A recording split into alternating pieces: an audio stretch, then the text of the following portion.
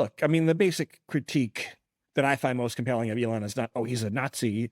It's that he's way in over his head and doesn't seem to Yeah. have this ability to differentiate issues that he knows a lot about from ones where he doesn't. Like if Trump had appointed Yeah. him instead of like David Sachs to be like the part-time AI czar, I mean, Elon actually is more cautious on AI, more concerned about AI risk than some other Silicon Valley leaders, right? So like, Elon, we want you to like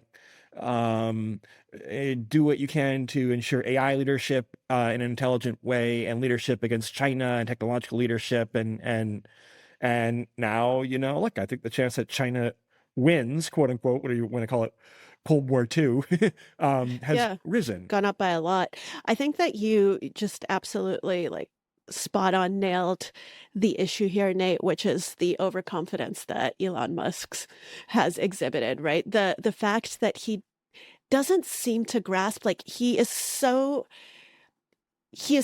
enamored of his own intelligence that he doesn't seem to grasp that his deep knowledge of one sphere doesn't mean that he is qualified to be an expert and have deep knowledge of everything else. And he's like, well, I can do the same thing to the government that I did to Twitter and look at Twitter now. Ha ha, fuck you haters.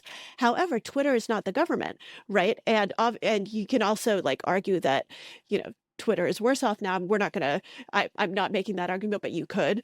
However, even if you say, okay, Twitter's better off now, everything's great, you know, he understands business in a way that he does not understand government, right? He doesn't know what he's doing. He doesn't know what he's cutting. He lacks that basic knowledge. And yet the confidence doesn't match up, right, with his knowledge. The humility is altogether absent in the way he thinks about this. And this is one of the biggest problems with people who are very intelligent. It's actually in my dissertation for when I was in grad school, this is what we discovered, right? That this is the Achilles heel of high performers, this overconfidence bias where they succumb to thinking that they know much more and are much more in control than they actually are.